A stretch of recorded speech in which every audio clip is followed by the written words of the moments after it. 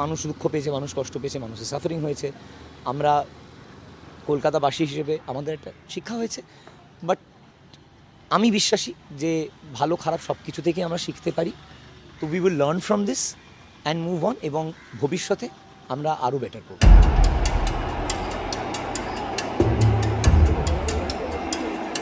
যুবভারতীতে Lionel মেসির programme, এবং সেখানেই থাকবেন শাহরুখ খান, থাকবেন মুখ্যমন্ত্রী মমতা বন্দ্যোপাধ্যায়।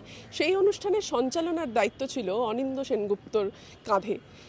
তিনি সঞ্চালনার জন্য মাঠে উপস্থিত। লিওনেল মেসি ঢুকলেন, তারপরে তার অভিজ্ঞতা সরাসরি অনিন্দর সঙ্গে। অনিন্দ, কি অভিজ্ঞতা আজকের?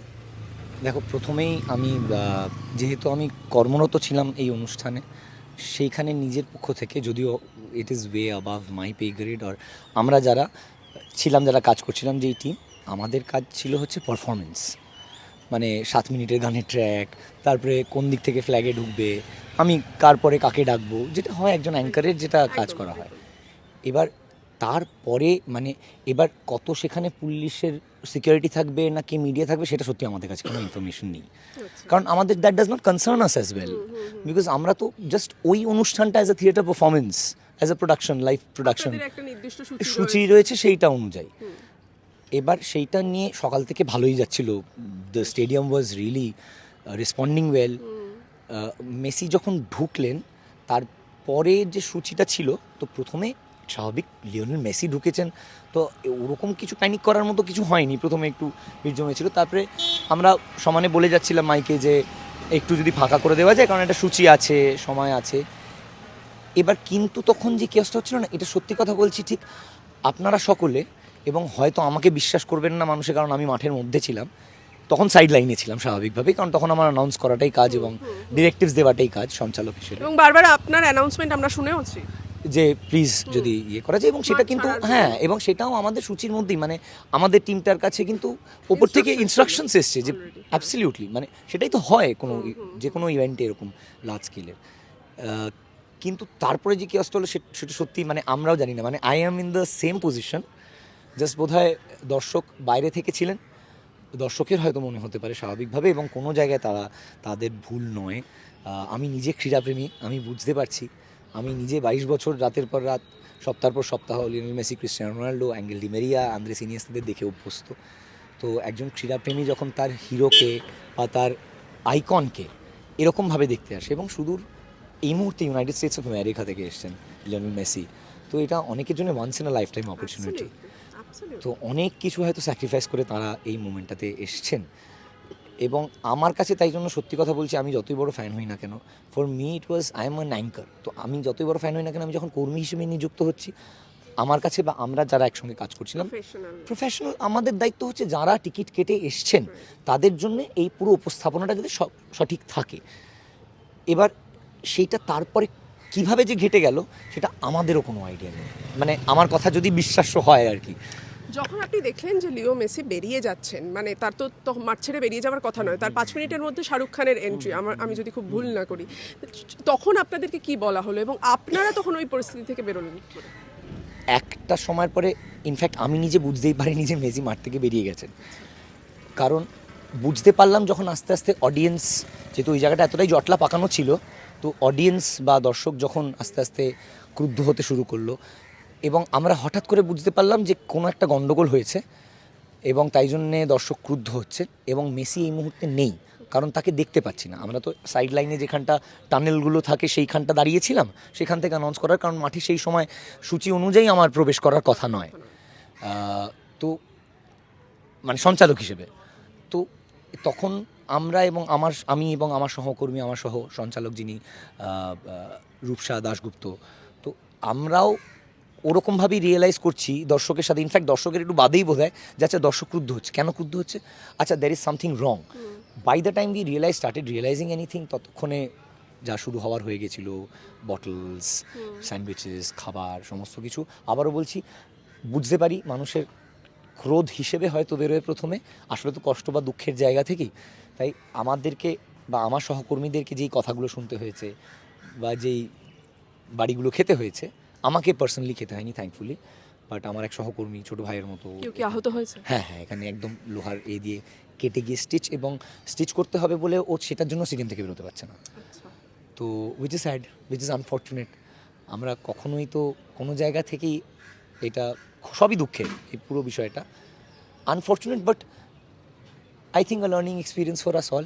আপনাদের কি কর্ডন করে পুলিশ বার করলো, না আপনারা নিজেরাই? I had to wait for a long time, আমাদের সকলকেই স্বাভাবিকভাবেই। তার পরবর্তীকালে আমরা আস্তে আস্তে আস্তে যখন ওয়েন থিংস কাম ডাউন, আমি প্রায় তার ঘন্টা দেড়েক বাদে আর কি আমার গাড়ি যেখানে পার্ক করা ছিল। পরে দেখা গেল যে অডিও কনসোল যেগুলো ছিল সেইগুলো সমস্ত ভেঙে গেছে, সেই কারণেই কি আপনারা পরবর্তীকালে আর অ্যানাউন্সমেন্ট করে ব্যাপারটাকে কন্ট্রোলে আনতে পারেন? হ্যাঁ, আমরা মাইকে করে চেষ্টা করছিলাম বলার, কিন্তু ততক্ষণে ভাঙা হয়ে গেছে অডিও কনসোল।